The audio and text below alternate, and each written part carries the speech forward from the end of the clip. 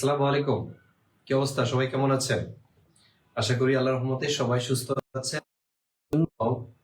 একটি ক্লাসের আয়োজন হয়েছে, যে ক্লাসটি হচ্ছে বিগত সালে বিসিএসসি নিবন্ধনে প্রাইমারিতে বিভিন্ন পরীক্ষাতে এসেছে সে প্রশ্নগুলো ব্যাখ্যা সহ সমাধান।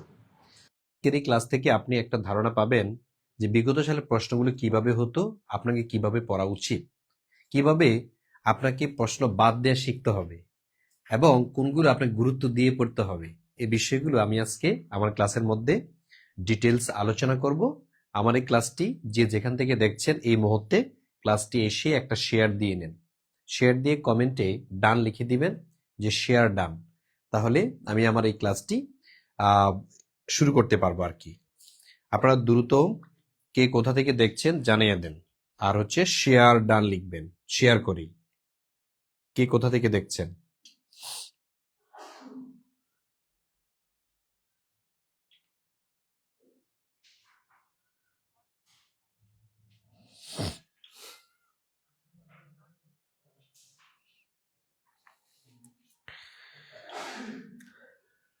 একটি ক্লাসের আয়োজন। আচ্ছা, আমার ক্লাসটি মূলত হচ্ছে সাধারণ জ্ঞানের উপরে। তো সাধারণ জ্ঞানের এই ক্লাসটি অল্প সময় হলেও আমি খুব গুরুত্বপূর্ণ কিছু প্রশ্ন পড়াবো। আমি জাস্ট 1 মিনিট সময় নিব, ক্লাসটি শেয়ার করেন। আর আমাদের কিছু বন্ধু ভাই বোন আছেন যারা এই ফ্রি ক্লাসের অপেক্ষায় থাকেন, তাদের জন্য প্লিজ, তাদের জন্য হলেও একটা শেয়ার করে দেন। আর কে কোথা থেকে দেখছেন এটা একটু জানিয়ে দেন। আচ্ছা, আমাদের সাথে জয়েন করেছেন আশফিকা কবির, তারপরে আফরুজা আইরিন, তারপর রোকিয়া করিম জয়েন করেছেন আমাদের সাথে। তারপর ঈশ্বরদী থেকে জয়েন করেছেন আমাদের আপুরা ভাইয়ারা। তারপরে জয়েন করেছেন সাবরিনা ইয়াসমিন রুনা, ওয়ালাইকুম আসসালাম। তারপরে কে জয়েন করেছেন? দ্রুত দ্রুত জয়েন করে ফেলেন, তাহলে ক্লাসটি শুরু করে দিচ্ছি। সময় কম, অল্প সময়ের মধ্যে আমরা বিগত সালের প্রশ্নগুলো আমরা একটু দেখে নেই। আর এই প্রশ্নগুলো কিন্তু গবেষণা করে সাজানো। আর ফ্রি ক্লাস মানে ফ্রি না, মনে রাখবেন প্রত্যেকটা ক্লাসের একটা রেয়াবিলিটি থাকে। সুতরাং এই প্রত্যেকটা ক্লাসের আপনার কিছু দায়িত্ব থাকে, আমারও কিছু দায়িত্ব থাকে। আপনার দায়িত্ব হচ্ছে ক্লাসে এসে শেয়ার করে দেয়া, আর আমার যেটা কাজ সেটা হচ্ছে ক্লাসটি পরিচালনা করা। আচ্ছা, দীপঙ্কর পোদ্দার গোপালগঞ্জ থেকে, বাইজিদ হাসান কেরানীগঞ্জ থেকে, তারপরে এখানে জয়েন করেছেন আমাদের নাজমা শামীম জয়েন করেছেন, তনিমা আক্তার জয়েন হয়েছে, সালেহা শেখ জয়েন করেছেন, থ্যাংক ইউ। তারপরে আর কারা কারা জয়েন করেছেন একটু দেখে নেই এক নজর। তারপর ওকে শেয়ারডা লিখেছেন, শেয়ারডা লিখতে হবে, দ্রুত শেয়ার করতে হবে, দ্রুত জয়েন করে ফেলেন। আমি বিগত সালের প্রশ্নগুলো এক নজর আপনাদেরকে দেখিয়ে দিব আর কি, কিভাবে প্রশ্নগুলো হয়। 19তম নিবন্ধন যদি আপনার টার্গেট থাকে, মনে রাখবেন এই যে 19তম নিবন্ধন, এটা যদি আপনার টার্গেট থাকে, অথবা প্রধান শিক্ষক যদি আপনি হতে চান আপনার পরীক্ষার সামনে, অথবা 10 থেকে 20তম গ্রেড, অথবা 50তম বিসিএস আপনার সামনে, সুতরাং আপনাকে যদি ভালো করতে হয় তাহলে কোন বিষয়গুলো প্রতি গুরুত্ব দিবেন সেই বিষয়গুলো আমি এখন আমার এই ক্লাসের মধ্যে দেখিয়ে দিব। তো মূলত হচ্ছে প্রশ্ন সমাধানের গবেষণামূলক যে ক্লাস, এটা মূলত হলো জিকে বা জেনারেল নলেজ বা সাধারণ জ্ঞানের ফ্রি ক্লাস। সোহেল আহমেদ আপনাদের সাথে আছি। আমার এই ক্লাস থেকে 2 থেকে 3 মার্ক ইনশাল্লাহ কমন থাকবে যদি আপনি শেষ পর্যন্ত আমার এই ক্লাসটি দেখে থাকেন। আমি শুরু করে দিচ্ছি আমার এই ক্লাসটি। 1 নম্বরে বিগত সালে এসেছে 17তম নিবন্ধনের প্রশ্ন, কিয়েভ কোন দেশের রাজধানী? আচ্ছা, এটা কি রোমানিয়ার রাজধানী, নাকি পোল্যান্ডের রাজধানী, ইউক্রেনের রাজধানী, নাকি স্পেনের রাজধানী? তাহলে কিয়েভ কোন দেশের রাজধানী? রোমানিয়া? না, রোমানিয়ার রাজধানী হচ্ছে বুখারেস্ট। তাহলে কি পোল্যান্ড? না, পোল্যান্ডের রাজধানী নয়। তাইলে ইউক্রেনের ইউক্রেনের রাজধানী হচ্ছে কিয়েভ। ইয়েস, ইউক্রেনের রাজধানী হলো কিয়েভ, কারণ স্পেনের রাজধানী হচ্ছে মাদ্রিদ। তার মানে হলো এই কিয়েভ হলো ইউক্রেনের রাজধানী। কিন্তু আপনাদের প্রশ্ন জাগতে পারে যে ভাইয়া এই কিয়েভ কেন আসলো? কারণ আপনারা জানেন 2019 থেকে বর্তমান পর্যন্ত যুদ্ধ চলমান। ঠিক আছে, যুদ্ধ চলমান রয়েছে রাশিয়ার সাথে এই ইউক্রেনের।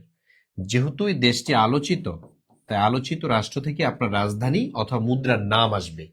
তাহলে আলোচিত রাষ্ট্র থেকে আপনার রাজধানী মুদ্রার নাম যেহেতু আসে, আর কি কি আলোচিত রাষ্ট্র আছে, যেমন বর্তমানে ইরান হচ্ছে সবচেয়ে আলোচিত রাষ্ট্র, বর্তমানে ইসরায়েল হলো আলোচিত রাষ্ট্র, তারপরে ভ্যাটিকান সিটি সব সময়ের জন্য আলোচিত রাষ্ট্র, তারপরে কসোভো, এগুলো হচ্ছে আলোচিত থাকে সব সময়ের মধ্যে। ঠিক আছে, তারপরে হচ্ছে চীন, জাপান, হ্যাঁ, নেপাল, ভুটান, আমাদের পার্শ্ববর্তী রাষ্ট্রগুলো। তো এগুলো যেহেতু সব সময়ের জন্য আলোচিত থাকে, তাই এখান থেকে আপনি কি কি পড়বেন? এখান থেকে পড়তে হবে আপনাকে দেশ, তারপরে হলো রাজধানী, তারপর হলো মুদ্রা ও ভাষা। ঠিক আছে, ভাষা অথবা সংস্কৃতি। তো এই যে দেশ অথবা রাজধানী অথবা মুদ্রা অথবা ভাষা, এখান থেকে একটা প্রশ্ন আসেই, পরীক্ষা প্রশ্ন আসবেই। যেমন আপনারাই বলেন, ইরানের রাজধানী কি? বলেন তো, ইরানের রাজধানী কি? তেহরান। এই ইরানের সাথে বর্তমানে সবচেয়ে উত্তেজনা চলছে কার সাথে? বর্তমানে উত্তেজনা চলছে যুক্তরাষ্ট্রের সাথে। যদি আপনাকে প্রশ্ন করা হয় যে যুক্তরাষ্ট্রের রাজধানী কোনটি, তাহলে যুক্তরাষ্ট্রের যে রাজধানী সেটা হচ্ছে ওয়াশিংটন, তাই না? তাহলে ওয়াশিংটন। এখন ওয়াশিংটন ডিসিতে হলো যুক্তরাষ্ট্রের রাজধানী। এখন ইরান ও যুক্তরাষ্ট্র, আরেকটা রাষ্ট্র আছে ইরানের সাথে পায়ে পাড়া দিয়ে ঝগড়া করে, সে রাষ্ট্রটার নাম হচ্ছে ইসরায়েল। এখন ইসরায়েলের রাজধানী কোনটি? এটাও তো পরীক্ষাতে আসতে পারে। তাহলে ইসরায়েলের রাজধানী হচ্ছে জেরুজালেম। ঠিক আছে, এই যে জেরুজালেম, এটা হচ্ছে ইসরায়েলের রাজধানী। তারপর হচ্ছে ভ্যাটিকান সিটি। ভ্যাটিকান সিটি দেশের নাম অনুযায়ী তার রাজধানী হচ্ছে ভ্যাটিকান সিটি। ঠিক আছে, তার মানে হচ্ছে নাম অনুযায়ী। তাইলে এই যে নাম অনুযায়ী এই দেশটির রাজধানী হলো ভ্যাটিকান সিটি। তাহলে পরীক্ষাতে প্রশ্ন আসতে পারে কোন দেশের নাম অনুযায়ী তার রাজধানী, সেটা হবে ভ্যাটিকান সিটি। ভ্যাটিকান সিটির নাম অনুযায়ী হলো তার রাজধানী। তারপর হলো কসোভো। কসোভোর রাজধানী কি? প্রিস্টিনা, তাই না? প্রিস্টিনা, এটা হলো কসোভোর রাজধানী। চীন, এটা রাজধানী কি? এটা রাজধানী হলো বেইজিং। তারপর হচ্ছে নেপাল, রাজধানী হচ্ছে ভুটান। হ্যাঁ, সরি, নেপালের রাজধানী হচ্ছে কাঠমান্ডু। কাঠমান্ডু। তারপরে এখানে আছে ভুটান, ভুটানের রাজধানী হলো থিম্পু। তা আমি জাস্ট এখানে কয়েকটা লিখে দিলাম, এগুলো হচ্ছে আলোচিত। তো পরীক্ষাতে যদি আসে, আলোচিত রাষ্ট্রগুলো থেকেই আপনার পরীক্ষাতে প্রশ্ন আসবে রাজধানী অথবা মুদ্রার নাম। রাজধানী অথবা মুদ্রার নামগুলো আলোচিত রাষ্ট্র থেকেই আপনার পরীক্ষায় প্রশ্নটা আসবে। তেমনি ভাবে এই যে 17 যে নিবন্ধন পরীক্ষাটা হয়েছে কত সালে? 19 সালে, সরি 2000 কত সালে হয়েছে? 17তম 21 সালে, তাই না? 21 সালে যেই 17তম নিবন্ধনটা হয়েছে, তখন কিন্তু যুদ্ধ চলমান ছিল। ঠিক আছে, আচ্ছা আমি 19 লিখলাম কেন? 21 থেকে যুদ্ধ চলমান। 21 সাল থেকে ইউক্রেন এবং কিয়েভের মধ্যে যুদ্ধ চলমান, যার কারণে দেখা যাচ্ছে যে এই যুদ্ধ চলমান হওয়ার কারণে আপনার এই ইউক্রেন থেকে প্রশ্ন আসছে, রাশিয়া থেকে বহু প্রশ্ন আসছে বিভিন্ন পরীক্ষাতে। তা আপনাকে গুরুত্বগুলো যদি বুঝতে পারেন, তাহলে আপনার পড়াটা কমে যায়। আপনি অযাচিত বিষয় যেগুলো আপনার লাগবে না, এগুলা পড়ে সময় নষ্ট করতে যাবেন না। এই হচ্ছে বিষয়। এবার আমরা আরেকটা প্রশ্ন দেখব। আরেকটা প্রশ্ন দেখি আমরা আপনাদেরকে বোঝানোর চেষ্টা করব কোন ধরনের প্রশ্নগুলো আমাদের পরীক্ষাতে আসে। 2 নম্বর প্রশ্ন এখানে বলা আছে, দেখেন, অ্যান্তোনিও গুতেরেস জাতিসংঘের কততম মহাসচিব?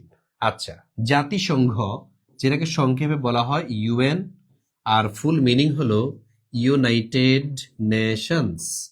ইউনাইটেড নেশন নয়, এটা হবে নেশনস। ইউনাইটেড নেশনস, যার বাংলা অর্থ হলো জাতিসংঘ। এই জাতিসংঘের যিনি প্রধান, তাকেই বলা হয় মূলত মহাসচিব। তাহলে জাতিসংঘের প্রধানকে কি বলা হয়? মহাসচিব। তো অ্যান্তোনিও গুতেরেস জাতিসংঘের কততম মহাসচিব, এটা একটু আপনারা কমেন্টে জানান।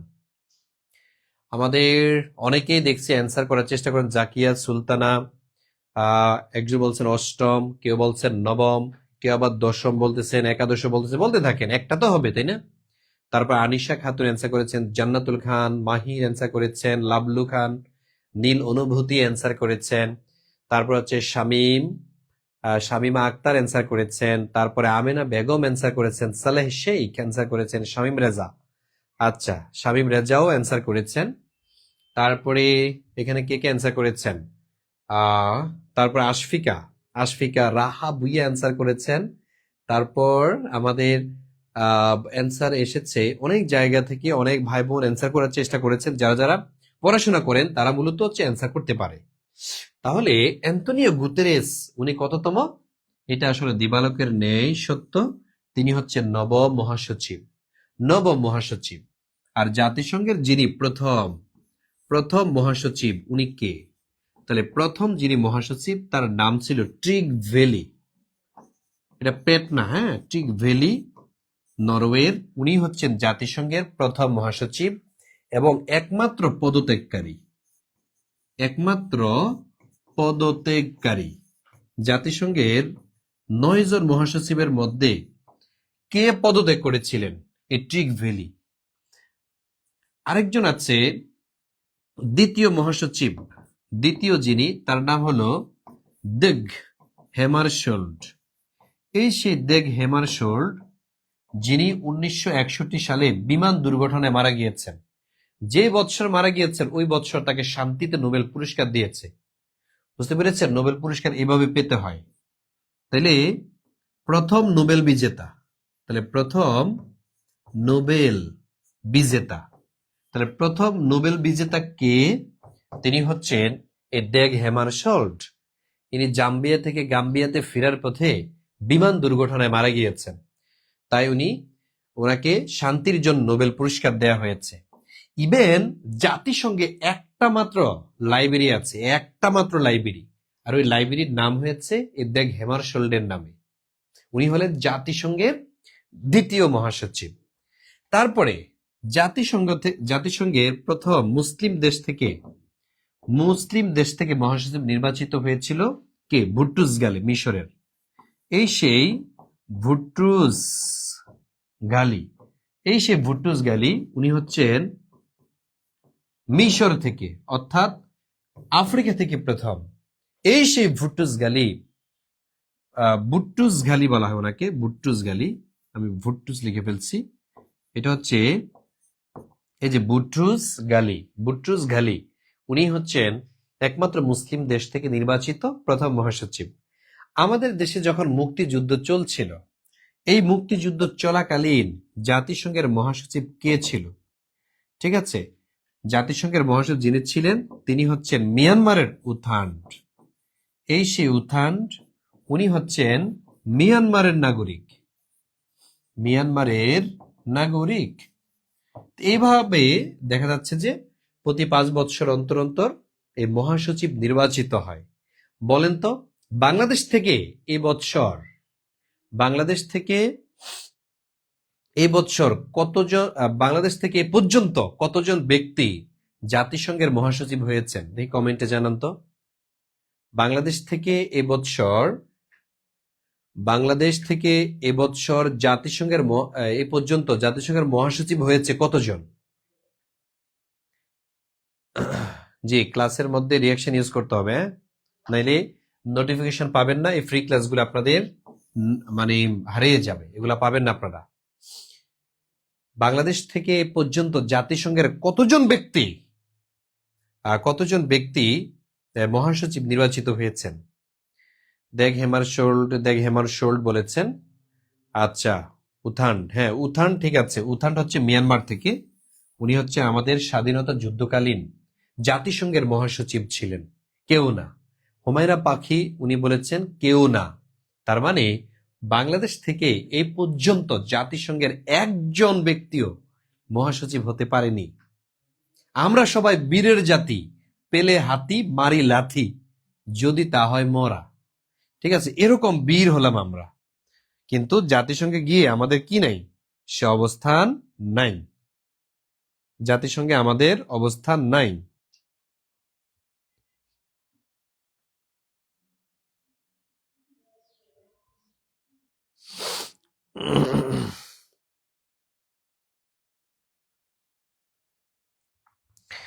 তাহলে জাতিসংঘে এই পর্যন্ত বাংলাদেশ থেকে একজন বলছে 2 জন মেবি, একজনও না ভাইয়া, একজন হয় নাই। ঠিক আছে, জাতিসংঘের মহাসচিব পরবর্তী কে হতে পারে? কি মনে হয় আপনাদের? দেখি কে হতে পারে জাতিসংঘের পরবর্তী মহাসচিব? কেউ কি জানেন? গেস করেন তো, আপনারা তো অনেক কিছুই গেস করতে পারেন। দেখি কে বলতে পারবেন জাতিসংঘের আহ বাংলাদেশ থেকে কে মহাসচিব হতে পারে? হ্যাঁ, ঠিক আছে, বাংলাদেশের মুক্তিযুদ্ধের সময় জাতিসংঘের মহাসচিব ছিল উত্থান।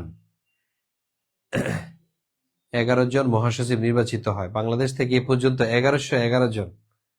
আন্দাজে মারতেছেন না সাইফুল ইসলাম? মজা করে।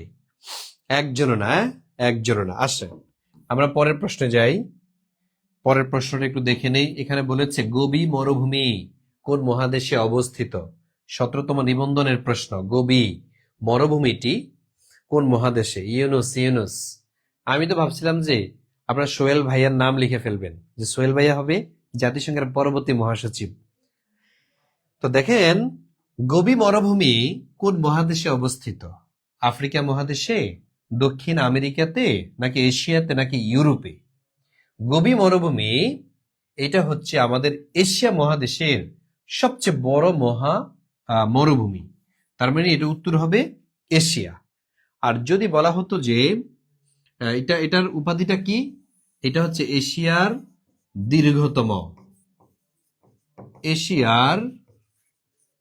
দীর্ঘতম মরুভূমি। তাহলে এশিয়ার দীর্ঘতম মরুভূমি যেটি, এটাই হচ্ছে গোবি মরুভূমি। সতর্ক থাকতে হবে আমাদের, যদি বলা হয় পৃথিবীর, নট এশিয়ার, পৃথিবীর দীর্ঘতম মরুভূমি যদি বলা হয় পৃথিবীর দীর্ঘতম মরুভূমি কোনটি, তখন সেটা হবে সাহারা মরুভূমি। সাহারা মরুভূমি এটা হচ্ছে পৃথিবীর দীর্ঘতম মরুভূমি। এই যে মরুভূমিটা, এটা হচ্ছে উত্তর আফ্রিকায় অবস্থিত। উত্তর আফ্রিকায় এই সাহারা মরুভূমির অবস্থান। এই মরুভূমিকেই বলা হয় আফ্রিকার দুঃখ। তাইলে আপনাদের পরীক্ষায় যদি প্রশ্ন আসে আফ্রিকার দুঃখ বলা হয় কাকে, সেটা হবে সাহারা মরুভূমিকে।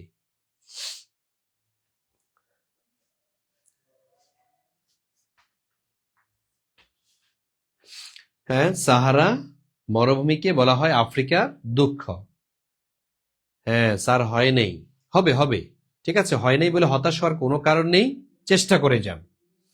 তাহলে বলেন আফ্রিকার দুঃখ হিসেবে পরিচিত কোনটি? সেটা হচ্ছে এই সাহারা মরুভূমি। এটাই হচ্ছে পৃথিবীর মধ্যে দীর্ঘতম মরুভূমি।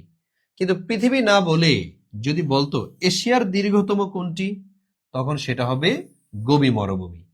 এশিয়ার দীর্ঘতম যেটা, সেটা হলো গোবি মরুভূমি।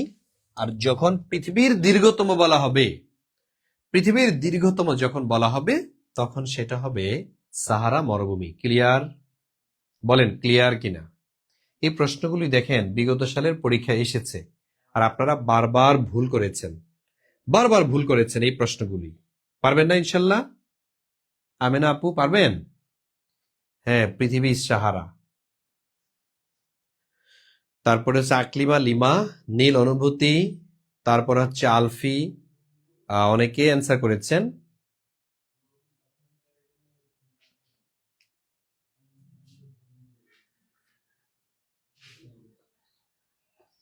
দেখি অ্যান্সার করেন। ঠিক আছে, এবার আসেন 4 নং প্রশ্ন। আমরা 4 নং প্রশ্নে একটু দেখি, স্বাধীনতা ও মুক্তিযুদ্ধ পুরস্কার 2020 লাভ করেন কে?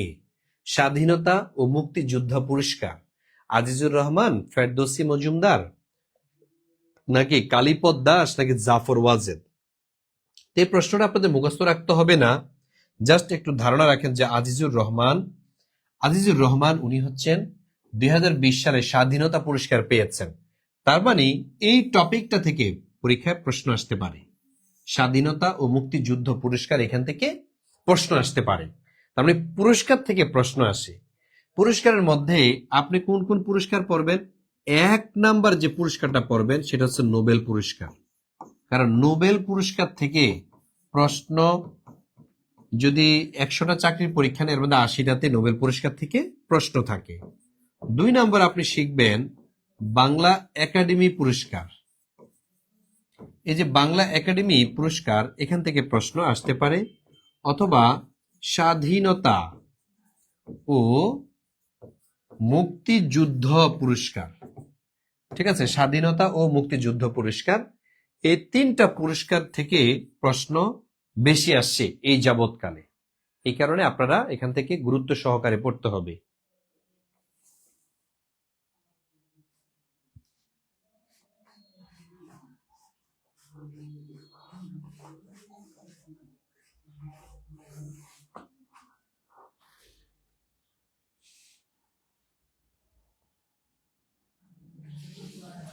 ক্লিয়ার না? ক্লিয়ার। আচ্ছা, তাহলে দেখেন বিগত সালের এই পরীক্ষায় এই প্রশ্নগুলো আসে। আপনাদেরকে আরেকটা একটু ঘোষণা দিয়ে রাখি, আমাদের আলহামদুলিল্লাহ আপনাদের অনুরোধে আপনাদের অনেক ভাই বোন অনুরোধ করেছেন যে আপনাদের এখানে নিবন্ধনের একটা কোর্স যদি চালু করতেন। আমরা আপনাদের অনুরোধের ভিত্তিতে আমরা একটা নিবন্ধনে 19তম নিবন্ধনের একটা কোর্স চালু করেছি। 19তম নিবন্ধন, এই যে 19তম নিবন্ধন, এখানে আমরা যে কোর্সটা চালু করেছি, এখানে অনেক ভাই বোন অলরেডি আমাদের সাথে যুক্ত হয়েছে। তো সেখানে আমরা শিডিউল ক্লাস শুরু করতে যাচ্ছি 2 দিন পর। শুরু হচ্ছে 19তম নিবন্ধন, একবারে নতুন, একবার নিউ। এখানে 1 নং লেকচার থেকেই ক্লাস শুরু করবো আমরা। 1 নং লেকচার, এখান থেকে মূলত আমাদের ক্লাসটা শুরু হবে।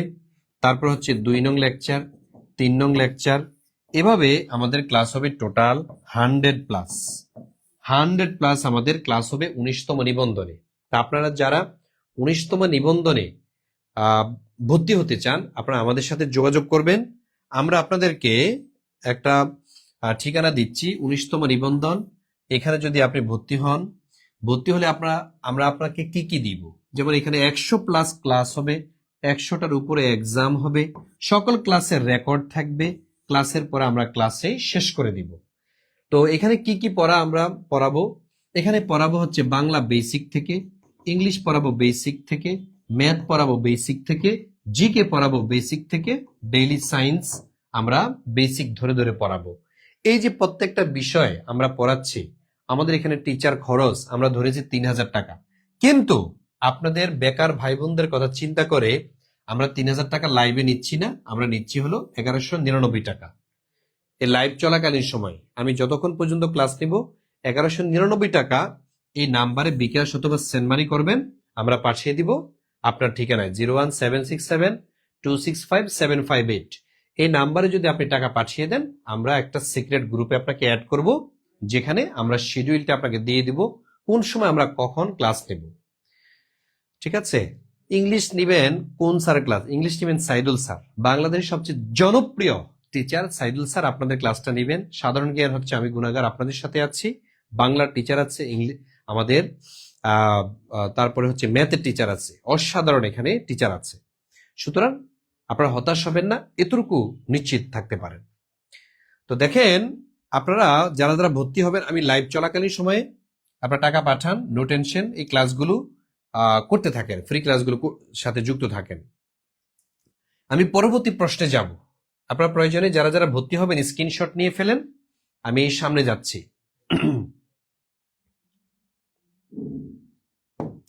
দেখেন, পরের যে প্রশ্নটা পরীক্ষাতে এসেছে, 2019 সালে সার্ক সাহিত্য পুরস্কার লাভ করেন কে? দেখেন, এই যে সার্ক সাহিত্য পুরস্কারও আছে, কিন্তু এটা কে লাভ করেছিলেন 2019 সালে?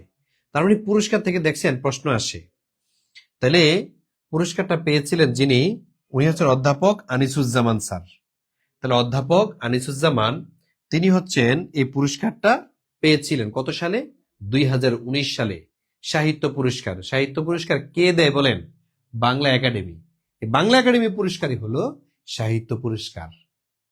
ঠিক আছে, হয় বাংলা একাডেমি পুরস্কার বা সাহিত্য পুরস্কার বা মুক্তিযুদ্ধ অথবা নোবেল পুরস্কার, এই পুরস্কার থেকে একটা প্রশ্ন আপনার থাকে। তারপরে আরেকটা প্রশ্ন আমরা দেখি কোন টপিক থেকে আসে। যেমন জনপদ থেকে প্রচুর পরিমাণ প্রশ্ন আসে। জনপদ, জন যোগ পদ, জনপদ। বাংলার সর্বপ্রাচীন জনপদের নাম কি? 17তম শিক্ষক নিবন্ধন পরীক্ষা এসেছে। বাংলার সর্বপ্রাচীন জনপদের নাম, সর্বপ্রাচীন জনপদের নাম কি? এই বাংলায় 16টির উপরে জনপদ ছিল। এই 16টার মধ্যে 1 নাম্বার বা প্রথম যে জনপদটি ছিল, এটা কি পুণ্ড নাকি তাম্রলিপ্তি, হরিকেল নাকি গৌর? গৌর একটি জনপদ, কিন্তু এত পুরানো না, তার আগে হরিকেল ছিল। হরিকেলের আগেও আরেকটি জনপদ ছিল যার নাম হলো পুণ্ড। কাটা কাটা হয়েছে, দেখেন তো। ইয়েস লেখেন, ইয়েস, ইয়েস হয়েছে। যারটা হয়েছে লিখবেন ইয়েস, যারটা হবে ইয়েস লিখবেন।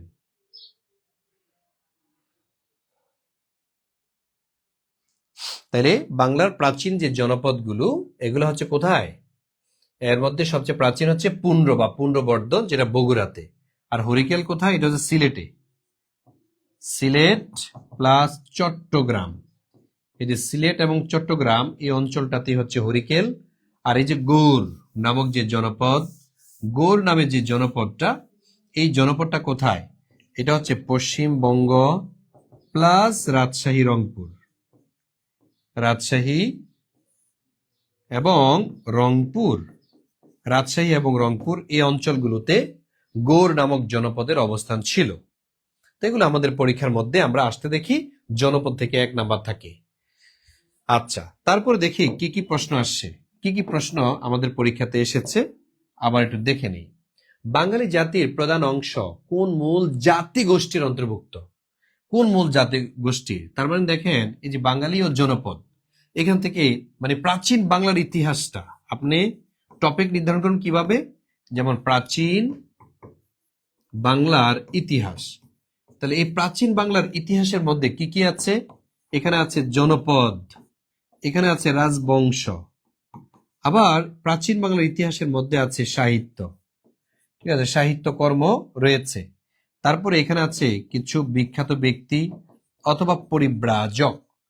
তো এই যে টপিকটা, এখান থেকে আপনাদের অনেক প্রশ্ন আসে। ঠিক আছে, প্রাচীন বাংলা। তারপরে বাঙালি জাতির পরিচয়, এখানে আছে বাঙালি জাতির পরিচয়। তাহলে বাঙালি জাতির পরিচয় থেকে শুরু করে এই বিষয়গুলো আমরা পরীক্ষার মধ্যে আসতে দেখি। বলেন, বাঙালি জাতির প্রধান অংশ কোন মূল জাতি গোষ্ঠীর অন্তর্ভুক্ত? নেগ্রিটু, দ্রাবিড়, ভোটোচিন নাকি অস্ট্রিক? এটা কোনটা হবে? নেগ্রিটু, দ্রাবিড়, ভোটোচিনীয় নাকি অস্ট্রিক? কোন জাতি থেকে? আচ্ছা, হ্যাঁ, দোকান থেকে যদি আপনি টাকা পাঠান, তাহলে এই যে নাম্বারটা দিয়েছি এই নাম্বারে পাঠাবেন। হ্যাঁ, 01767265758, এই নাম্বারে হলো আপনি 1199 টাকা পাঠাবেন। হ্যাঁ, আমার লাইভ যতক্ষণ চলবে ততক্ষণ 1199 টাকা। লাইভ যদি কেটে যায় তখন আপনি 3000 টাকা পাঠাবেন।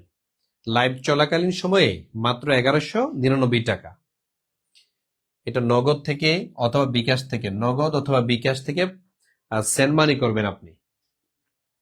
ওকে, আমরা 19তম নিবন্ধনে আপনাকে যুক্ত করে দিব। আলাদা একটা পেজ আছে, আলাদা একটা সিক্রেট গ্রুপ আছে, ওখানে অ্যাড করে দিব। তাহলে বলেন, আমাদের সঠিক অ্যান্সার অলরেডি অনেক ভাই বোন দিয়ে ফেলেছেন, সেটা হচ্ছে অস্ট্রিক। তার মানে সঠিক হয়েছে আপনাদের। যারা যারা অস্ট্রিক দিয়েছেন তাদেরটাই সঠিক হয়েছে। বাঙালি জাতির প্রধান অংশ যেই গোষ্ঠীর অন্তর্ভুক্ত সেটা হলো অস্ট্রিক। নেগ্রিটিভ, দ্রাবিড়, ভোটোচিনীয় এর মধ্যে কোনোটি নয়, সঠিক অ্যান্সার হবে অস্ট্রিক। অস্ট্রিক জাতি থেকে হচ্ছে বাঙালি জাতির উদ্ভব হয়েছে। হ্যাঁ, আমি আবারও স্মরণ করে দিচ্ছি, যারা যারা 19তম নিবন্ধনে যুক্ত হতে চান তাদের জন্য আমাদের একটা অফার চলছে। লাইভ চলাকালীন সময়ে 1199 টাকা, আর লাইভ কেটে গেলে 3000 টাকা। তাহলে লাইভ চলাকালীন সময় কত? 1199। লাইভ কেটে গেলে 3000 টাকা দিয়ে আপনাকে আমাদের সাথে যুক্ত হতে হবে। তা আমাদের যে নাম্বারটা দেয়া আছে 01767265758, এই নাম্বারে আপনি হচ্ছে টাকা পাঠায়া পেমেন্ট ডান লিখেন, টাকা পাঠায়া এই নাম্বারে হোয়াটসঅ্যাপে স্ক্রিনশট দিলেই হবে, আপনাকে গ্রুপে অ্যাড করে দিব। আমাদের ফ্রি ক্লাস টাইমে আমরা কিছু অফার দিয়ে থাকি, তারই একটা অংশ 19তম নিবন্ধনের, যেহেতু আর মাত্র 2 দিন বাকি আছে আমাদের ক্লাস শুরু করা, 19তম নিবন্ধনে যারা ভর্তি হয়েছে আমাদের ভাই বোনরা, তাদের ক্লাসটা আমরা হলো 2 দিন পর অর্থাৎ 25 জানুয়ারি থেকে আমরা শুরু করতে যাচ্ছি। আপনাদেরকে সেখানে ক্লাসের শিডিউলটা দিয়ে দিব, আমরা কখন কখন ক্লাস নিব সেখানে বলে দিব। হ্যাঁ, আর যারা শুধু ইংলিশ করতে চান, শুধু ইংলিশ, তাদের জন্য আমরা কোর্স ফি নিয়েছি 1500 টাকা, কিন্তু লাইভ চলাকালীন সময় 1500 টাকা দিতে হবে না, 750 টাকা শুধু ইংলিশের জন্য। সেটা বাংলা, সেটা বিসিএস এর জন্য হোক, নিবন্ধনের জন্য হোক, প্রাইমারি প্রধান শিক্ষক নিয়োগ পরীক্ষার জন্য হোক, বা যে কোনো চাকরির পরীক্ষার জন্য হোক। আপনি যদি যুক্ত হতে চান, যে ভাইয়া আমার ইংলিশটা বেসমেন্ট দরকার, ইংলিশের বেসিক শিখা দরকার, আমি ইংলিশে অনেক কাঁচা, তাইলে আপনি আর বইসা থাকার কোনো চান্স নাই। 750 টাকাই এই কোর্সটা, আপনি হচ্ছে নিচে দেওয়া নাম্বারে টাকা পাঠায়া আপনি স্ক্রিনশট দেন, আমরা আপনাকে অনলি ইংলিশ গ্রুপে অ্যাড করে দিচ্ছি।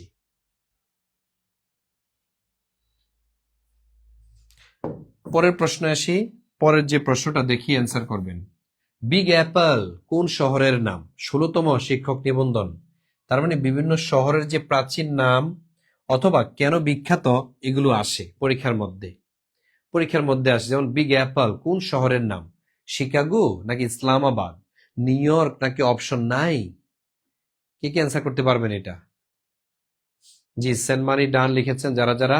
500 টাকা কি ভর্তি নেওয়া যাবে আমাকে? জি না ভাইয়া, আমরা তো অনেক কমিয়ে দিয়েছি, আপনি দেখেন এটা নামে মাত্র। এখানে 100টির উপরে ক্লাস হচ্ছে, 100টির উপরে, আপনি ভাবা যায়? আপনাদেরকে 100টি প্লাস 100টার উপরে আমরা এখানে ক্লাস নিচ্ছি। এখানে আমাদের অনেক খরচ আছে, যদিও অফলাইনে আসলে 1199 না, আপনি যদি 11,000 টাকা দিতেন ভর্তি করানো যেত না, ঠিক আছে? আর 100 ক্লাস তো কখনো নেওয়া সম্ভব ছিল না, কথা বুঝতে পেরেছেন? আর আপনারও সম্ভব না 100টা ক্লাস করবেন, 100টা পরীক্ষা দিবেন, সম্ভব?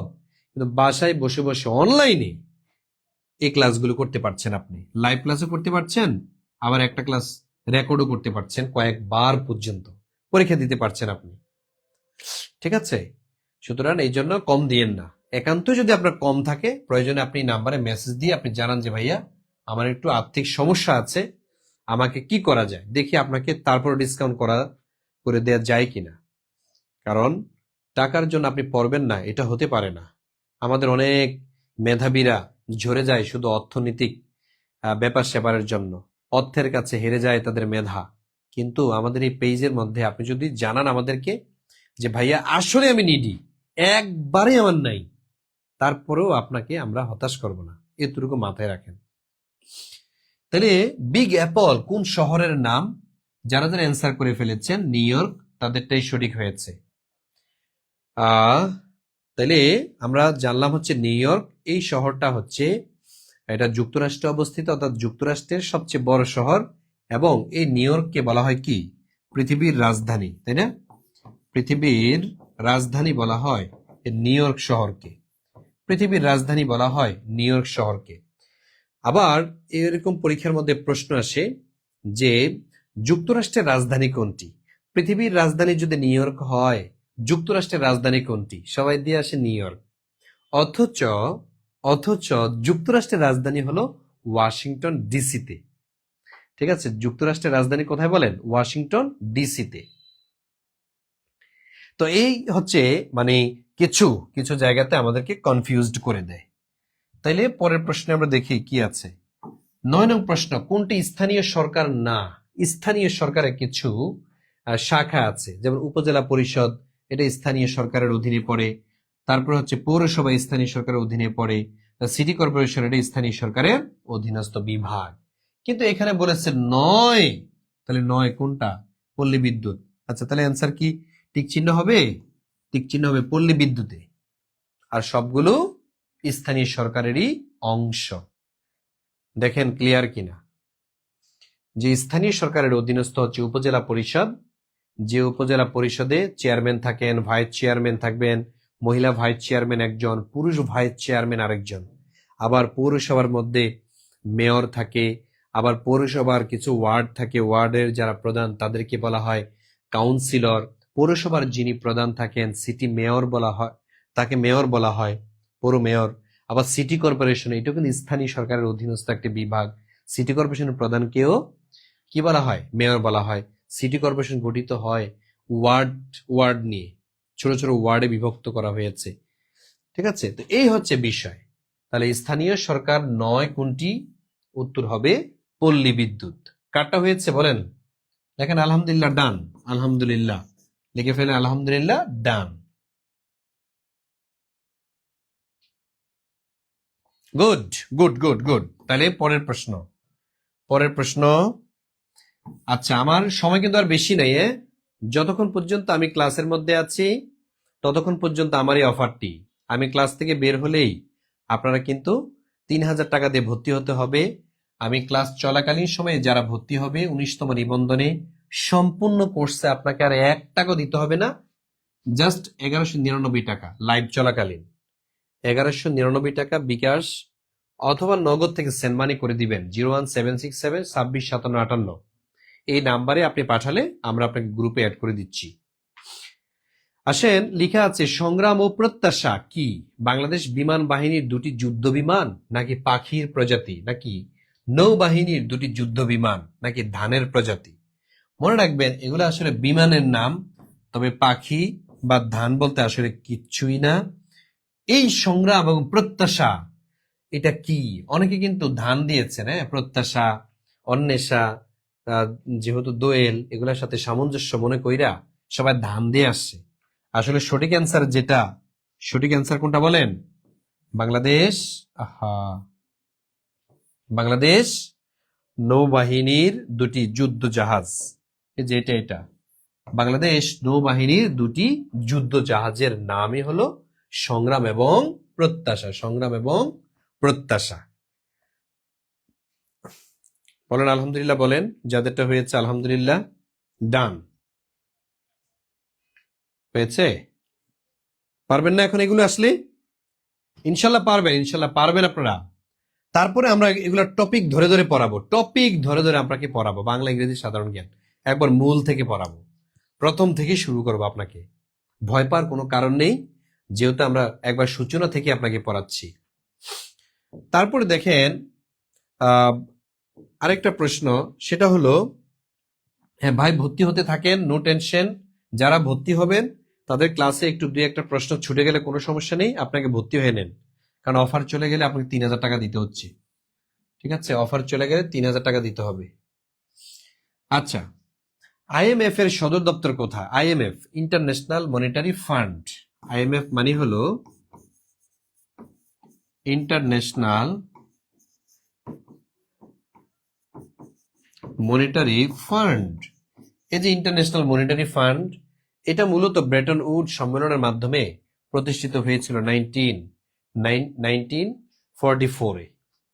তো এটার সাথে সাথে আমাদের ওয়ার্ল্ড ব্যাংকও প্রতিষ্ঠিত হয়েছিল। তো এই আইএমএফ এবং ওয়ার্ল্ড ব্যাংক এই দুটি সদর দপ্তর কোথায়? এই দুইটা সদর দপ্তর হচ্ছে যুক্তরাষ্ট্রের যে রাজধানী সেখানে। তাহলে যুক্তরাষ্ট্রের রাজধানী কোথায়? ওয়াশিংটন ডিসিতে। ওয়াশিংটন ডিসিতে হচ্ছে যুক্তরাষ্ট্রের রাজধানী। ঠিক আছে, আমার অফারটা আর জাস্ট 5 মিনিট চলবে। আমার অফারটা চলবে হচ্ছে জাস্ট কত মিনিট বললাম? Just 5 minute. এই 5 মিনিটের মধ্যে যারা ভর্তি হবেন দ্রুত ভর্তি হয়ে যান। আমরা কি কি পড়াবো বলছিলাম? বাংলা, ইংলিশ, জিকে, তারপর হচ্ছে ম্যাথ, ডেইলি সায়েন্স, এগুলা বেসিক থেকে আপনাকে পড়াবো। যারা যারা ভর্তি হবেন এই যে নিচে যে নাম্বারটা দেয়া আছে এই নাম্বারে আপনি হচ্ছে এই মুহূর্তে ১১৯৯ টাকা দিবেন, ৩,০০০ টাকা দরকার নেই। কিন্তু আমার এই 5 মিনিট চলে গেলে অর্থাৎ লাইভ কেটে দিলে আপনাকে ৩,০০০ টাকা দিতে হচ্ছে। আপনি টাকা পাঠায়া লিখবেন পেমেন্ট ডান, পেমেন্ট ডান। আবার কেউ যদি রকেটে পাঠাতে চান, এই যে নাম্বার রকেট নাম্বার দেয়া আছে 01515265836, এই নাম্বারে রকেটেও পাঠাতে পারেন। আর যারা শুধু ইংলিশের জন্য ভর্তি হবেন তাদের জন্য ১৫০০ টাকা এখন দিতে হচ্ছে না, এখন দিতে হচ্ছে মাত্র ৭৫০ টাকা। এই ৭৫০ টাকা দিয়ে আপনি শুধু ইংলিশে ভর্তি হতে পারেন।